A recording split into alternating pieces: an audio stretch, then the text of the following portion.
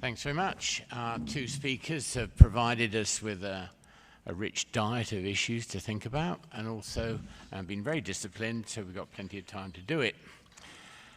Just to remind you of the rules of the road as far as the Q&A session is concerned. Please raise your hand if you have a question and wait for the microphone. Please identify yourself so that we all know what axe you're grinding.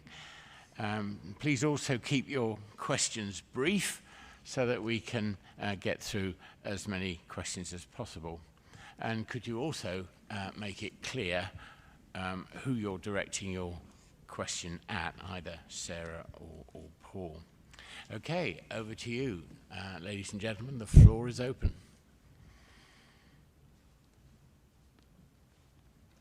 There's one over there.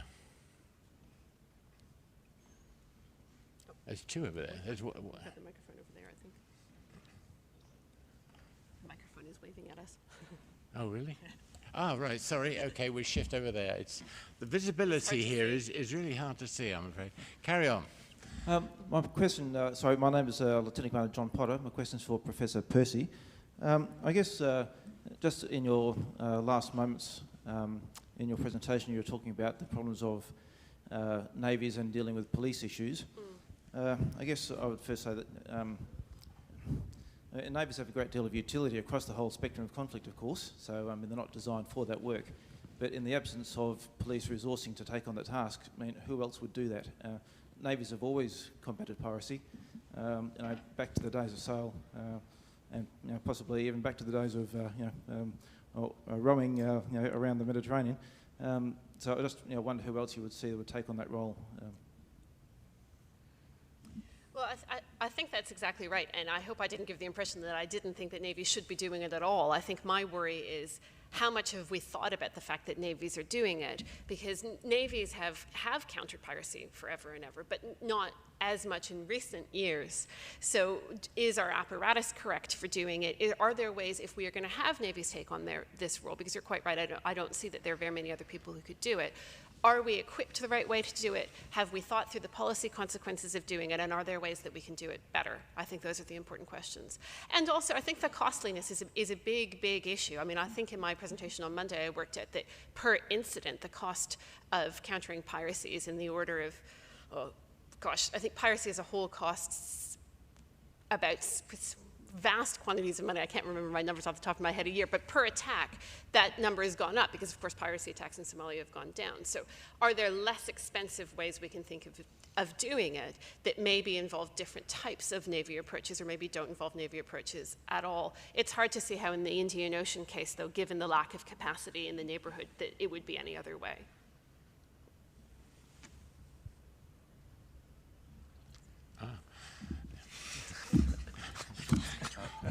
My name is Harrison Palmer.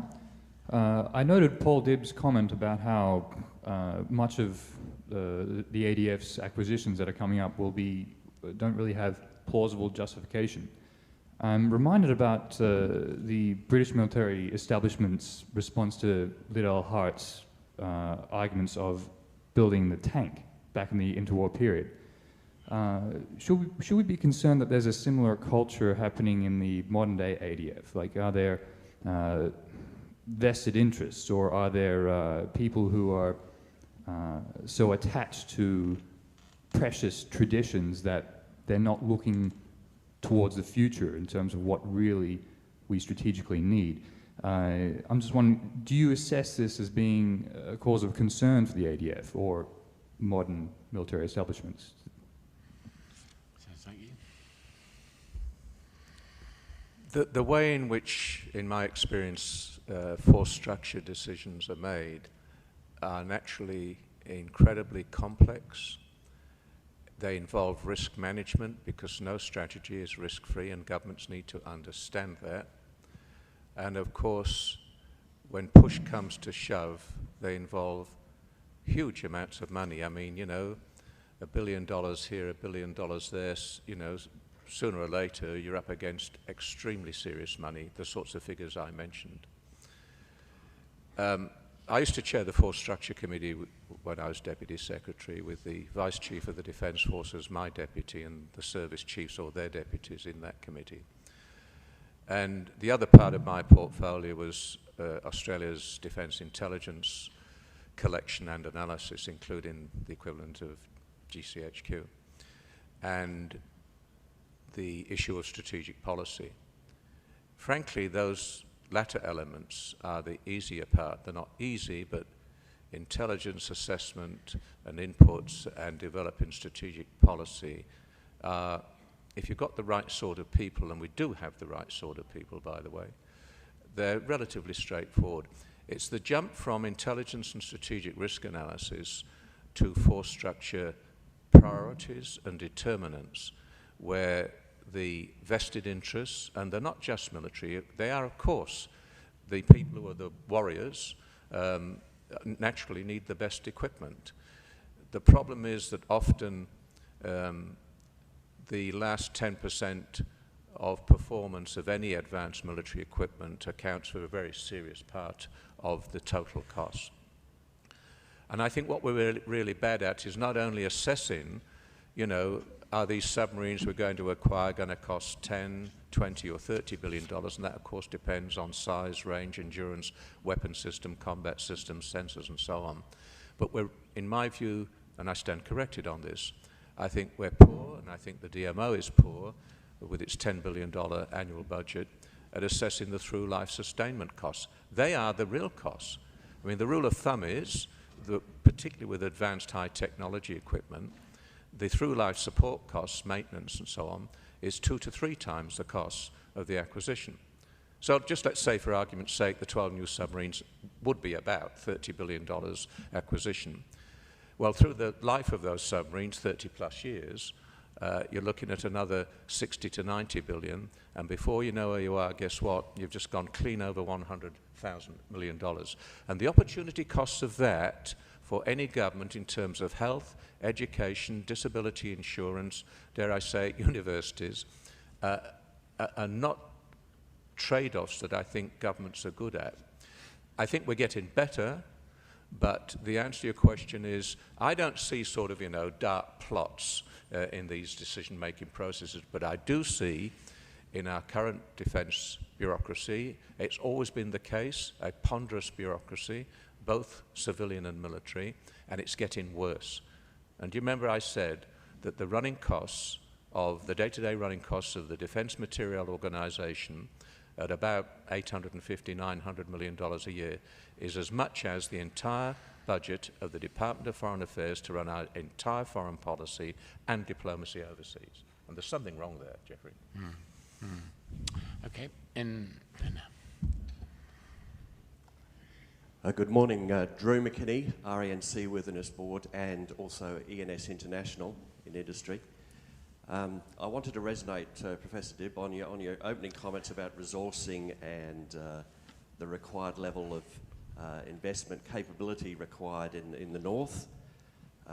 In my dealings with both defence and industry, I'm detecting a level of frustration about lack of integrated approaches, about shortfalls in multi-portfolio buy-in, in commitment of resources and effort for our security aims.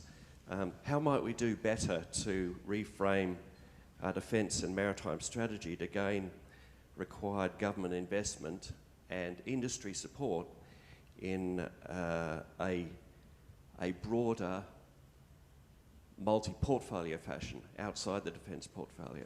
And are you focusing particularly on the north? No, it's not just the north. I know that in the submarine world, for example, there are elements of industry and infrastructure in the south, of nation building, capability building. Yeah. But within the industry forums I've been involved with, there's a certain frustration that defence and security strategy aims are being stymied by lack of integrated approaches and commitment in government in enabling portfolios like trade, infrastructure, transport. Okay. You need to understand I'm no longer in government, and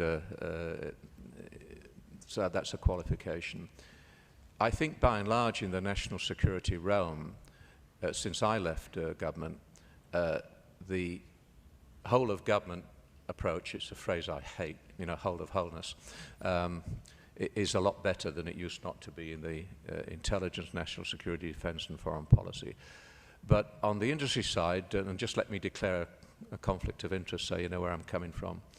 The Australian Industry Group commissioned me early this year to write their submission to the Minister, Stephen Smith, on the future of defence industry in this country. And by the way, that report is on the website, and I don't own it. I wrote it, and then they made changes, and some of which I might have cared for, and some of which I might not. But by and large, it was an easy process. I sat with the primes of all the CEOs of all the primes and the SME representatives, and I locked myself away at the university in the month of January, which Sarah would know, there was only me in the building, Sarah, and it was absolutely beautiful. When you read that, you'll see that I've been through every defence industry chapter of every white paper since '76. I've been through every ministerial report on defence industry, Bronwyn Bishop, Brendan Nelson, Greg Combay, and it is a depressing story.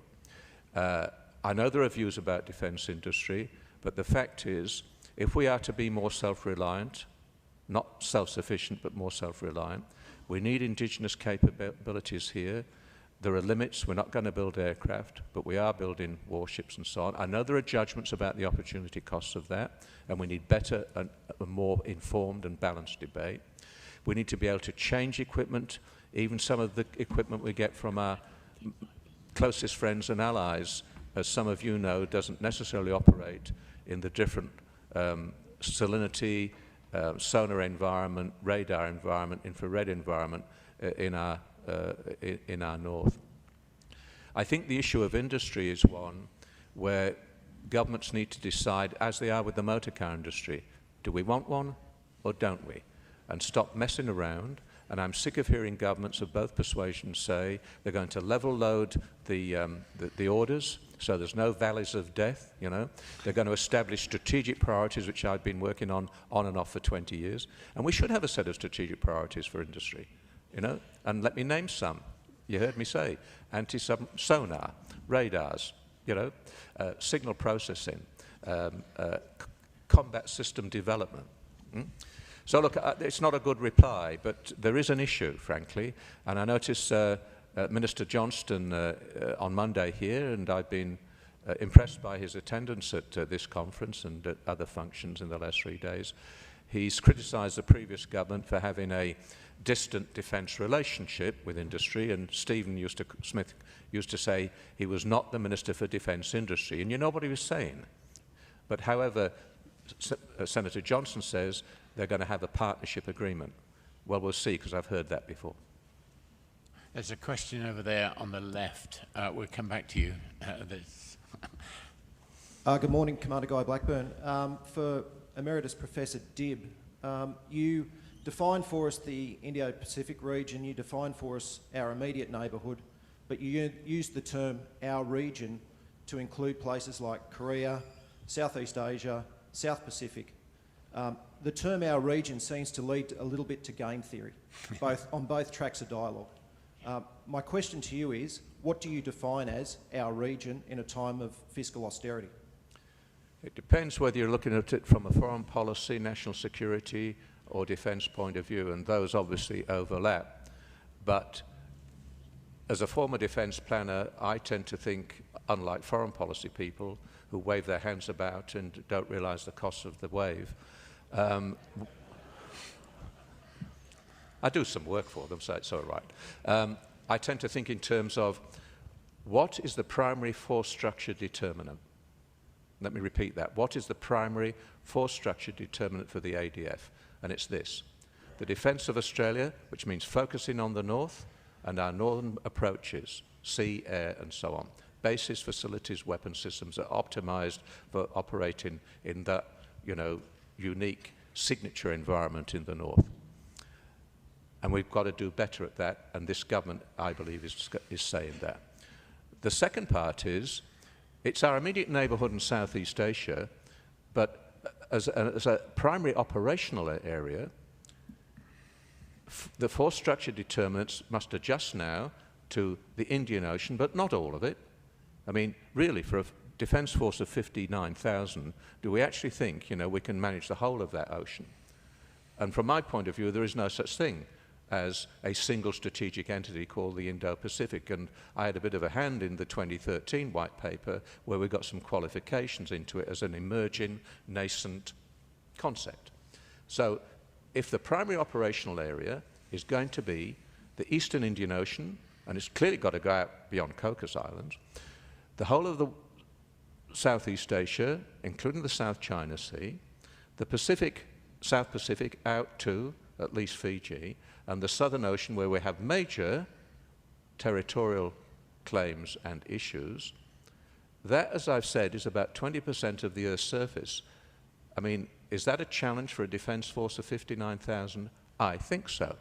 Now, that doesn't mean to say that from time to time, when governments of the day make decisions for, let me be frank, token military contributions to alliance operations at distance, that we might not have to make some adjustments to the kit. And we've done that, you know, IED stuff and so on. But the primary force structure determinants and the discipline of the decision-making in defence should be on the defence of Australia, broadly interpreted, and the region I've just described. Now, we may be involved in some situation in North Asia or the Middle East again, but that should not drive the force structure.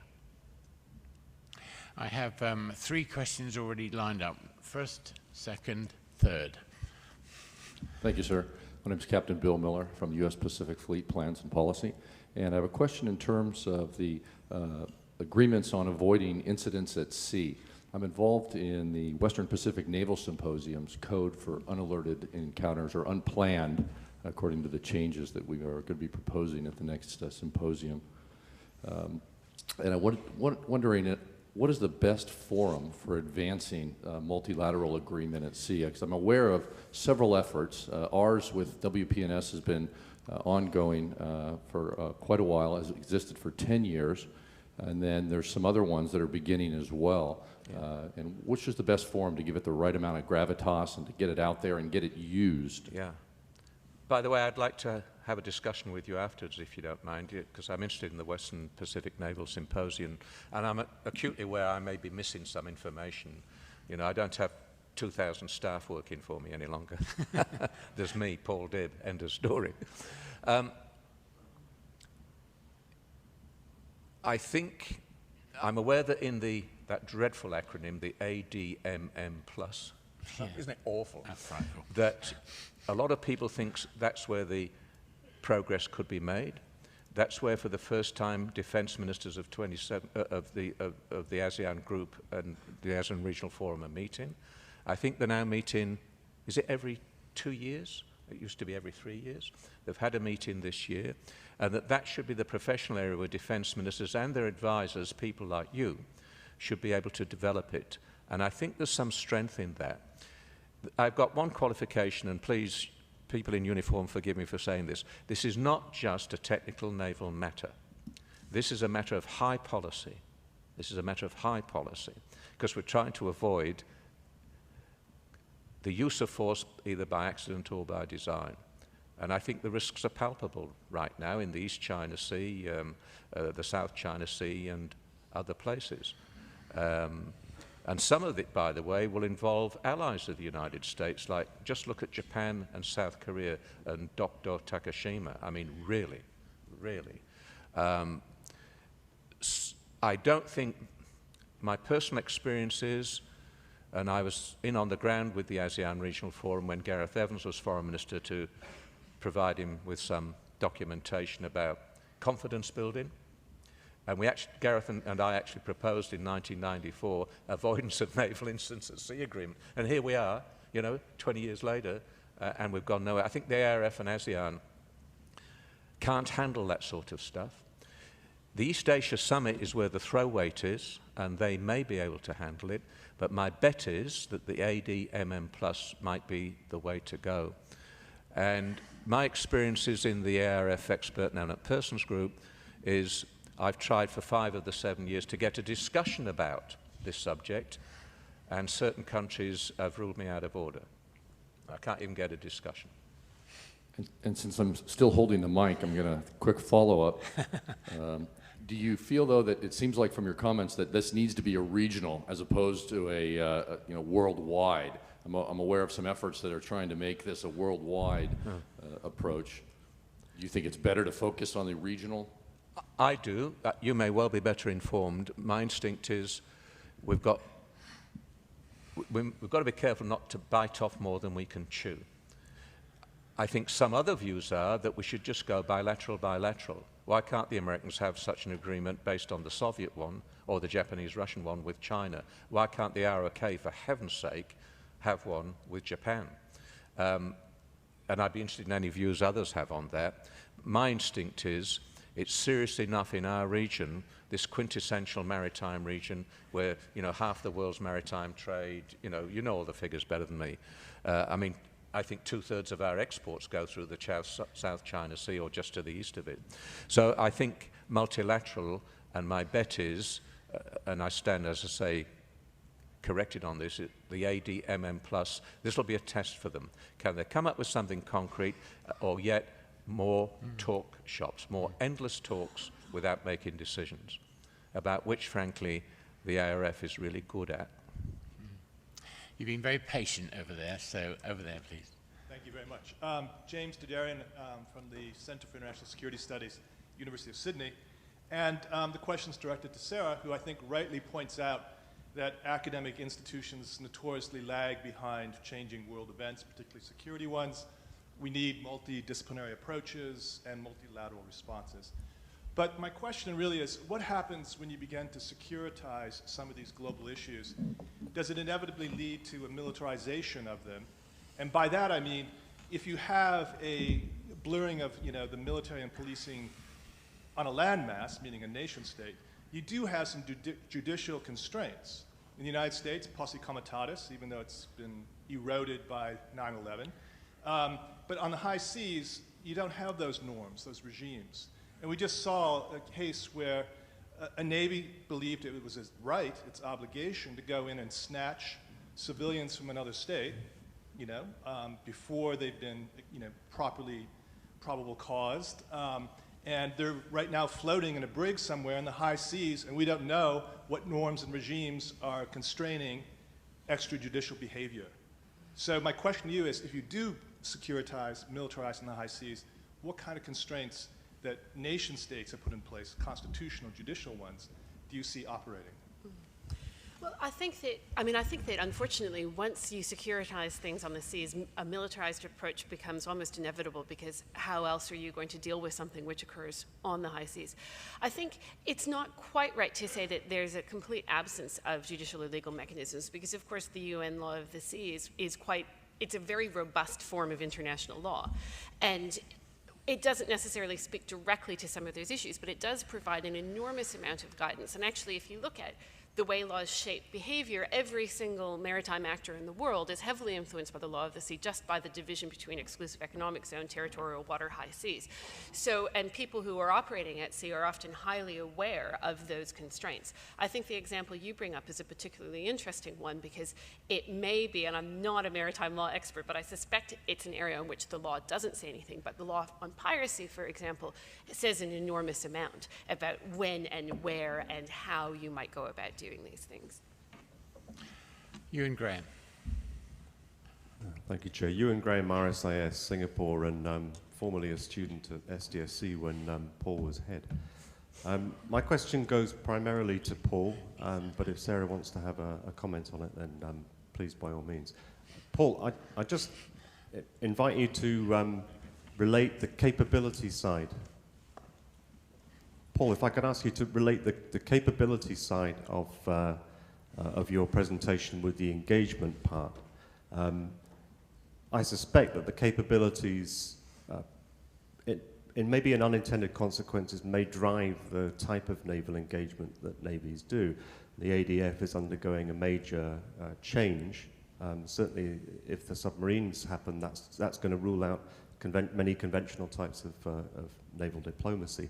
But I'm thinking specifically of the LHDs and the comparison, in a way, with the United States, in a sense which is going the opposite direction from tools of naval engagement from big ships down to smaller ships. In Singapore, we've got the LCS, which is there. The LCS is very much, I think, designed as a sort of, a boat that can do a lot of naval engagement around Southeast Asia and increase the range of partners that you can engage with. And it strikes me with the LHDs, that's also going to, in a way, predispose the kind of partners and the kind of exercises and the type of naval diplomacy that Australia is going to engage in future. So just your thoughts on how the capability side relates to the engagement. I'm probably going to give you an unreconstructed answer. In the end, the Defence Force is about fighting. It's warriors. That doesn't mean to say I don't recognise that there are different requirements in the current and foreseeable era. But we live in a part of the world where, although I've stressed we've been at peace for a long time, and I really do stress that we need to think more about managing the peace and the role of the ADF, which I went through in the latter part of my talk. But in the end, how you buy military equipment and the priority you give for a small country, for a small defence force with such large territorial responsibilities, and in a region where there are no arms control and disarmament agreements. Unlike in the Cold War between the Soviet Union and the United States, there are no nuclear weapons counting rules, there is no open skies agreement, there is no conventional arms control agreements, and there is no naval instance at sea agreement. So, prudent militaries, including ours, will hedge by getting capabilities that primarily, when push comes to shove, must be warfighting. I take your point about submarines. They're not brilliant at diplomacy, are they? Neither should they be. Although, as I think some of the speakers earlier this week have stressed, the very fact that people know you've got a submarine, and in our case, submarines, we are the only country in the world other than the United States that has an American combat system and American weapons on board, and that will give us a decisive regional edge compared with the still limited capabilities in our region. Now, of course, particularly naval capabilities are multi-role, and it's not to discount how we use our Air Force, including, the C-17s in the earthquake in Japan, where I was at the time of that earthquake, or the use of our Army in nation building and situations in Papua New Guinea and the Solomon Islands. But I think you guys in the Navy have a primary role in this quintessential maritime environment, and it may be that we should look at some additional issues with regard to the multi-rolling of platforms. And I was taken by your reference to the, I think you made a reference to the littoral combat ship that's now located in Singapore. My very good friend, Admiral Chris Barry, former Chief of the Defence Force, and I were discussing whether we should be thinking, instead of for the next generation of frigates, whether the littoral combat ship concept, built by Australians in America, might be a proposition. The issue of whether it is, the plug-in, plug-out modules are the sorts of things that would be attractive, or whether, in terms of the priorities that I'm looking for the next generation frigates, where I think the priority has to be anti-submarine warfare, and I am concerned we've run that down, that should be the determining factor, and then that might determine numbers and capabilities. You're right with the LHDs, short of using them in some major conflict, they will have enormous flexible capacity. I mean, the very size of them for, disaster relief and humanitarian relief and nation building will be very important. My concern, as you know, is we must not allow the LHD situation to allow us to become a one-shot defence force in which, if we sent the LHDs into really serious high-intensity conflict, that it would chew up the rest of the ADF just to protect one of them. It's not a good answer to your question. We've got two more questions, one over there and then second one there. Andrew Robertson of the Navy League of Australia. A question, if I may, to our two speakers.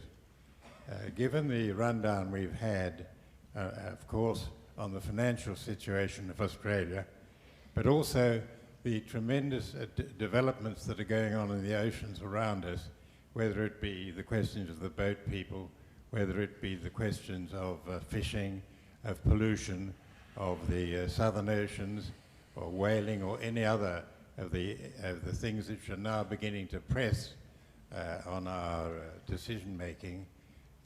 Would you give us your views as to whether the time is perhaps arriving when the question of a Coast Guard for Australia and getting the armed forces get on with their primary question of war fighting should be perhaps considered, despite perhaps some of the financial and other aspects which would need very close examination? Thank you, Sarah. Okay. Well, as a relatively new quasi-Australian, I can't speak to knowing all of the context about previous debates on that question. But I think that there is no doubt that maybe in the long run it would be cheaper to develop that kind of capacity than to have vessels which are meant to be doing warfighting do it. On the other hand, I think that navies are actually at a particularly good moment generally, and perhaps in this country in particular, given that no one speculates we're going to be doing a lot of expeditionary warfare in the next 10 to 15 years or possibly longer, of making the case that the majority of the security threats are maritime in nature, and therefore if people are looking at how to divide up the pot of money, that navies have a very good case of receiving quite a lot of it. From time to time, various of our political leaders have been taken with the idea of a Coast Guard. Unless my memory is defective, I think my former boss, Kim Beazley, had an interest at one stage. I think we've just got to be a bit careful, and let me stress yet again, I know it's boring, with a country of our limited capabilities, a medium power, which has to watch not, as Richard Hill says in his book, not overreaching ourselves, that penny packeting into a Coast Guard might create all sorts of problems, and indeed for Navy priorities and capabilities. In some ways, we've already started to create one, however, with the Border Protection Command run by my very good friend Mike Pizzullo. If you look at the numbers of ships and aircraft he's got a mini defence force, and he knows it, being Mike. But my short answer is, it's all right for America, it's all right for Japan. I just wonder whether we could A, afford it, and B, what it would mean for diverting capabilities of the sort I've discussed today for the Royal Australian Navy. And what I guess might have to be the last question, I'm afraid. Thank you then. My name is Christopher Swain from the Office of Transport Security, and we have primary responsibility for, amongst other things, ship security, port security, and the security of offshore oil and gas facilities. So to begin with, I'd like to thank the Sea Power Centre for bringing into the Sea Power Conference questions of civil maritime security and maritime transport security. My question is primarily directed at Professor Percy, and it's around what opportunities do you see for engagement in civil maritime security, but interagency engagement, intergovernmental engagement, and importantly, engagement with those parts of industry whose assets are actually at threat and risk? Do you mean how ought they to interact with each other? Correct. Yeah. I think that one of the things that I hope came out through the overall tenor of my talk is that if we are serious about considering some of these hybrid security threats as serious threats, and both government rhetoric and government policy suggests that we ought to be, then that kind of interaction is absolutely essential, because the issues that are posed may come out of industry, they may come in a different way, but if you can tackle one of these threats on the civil infrastructure side, you often tackle it also on the broader maritime side. So, and I think that what I was speaking about corruption fits right into that. If you make sure you have well-run, lawfully run harbors and anchorages, then you suddenly stop a lot of this stuff in its tracks, because it's very, very hard to do illegal activity in such a context. So I think it's an essential part of the conversation that has to happen. I'm afraid it's time we have to draw stumps on this particular session, and I apologise to the many people over there in the front in the back who were patiently holding their hands up for a question that we just didn't have time to get to. I'd also like to thank all of you for an interesting and very challenging set of questions. Before I invite Admiral Ray Griggs to the lectern to have the the last word, I'm sorry, I'd also ask you to join with me in thanking the organisers for a really splendid conference and for our two speakers this morning who rounded it off so well. Thank you very much. Thank you.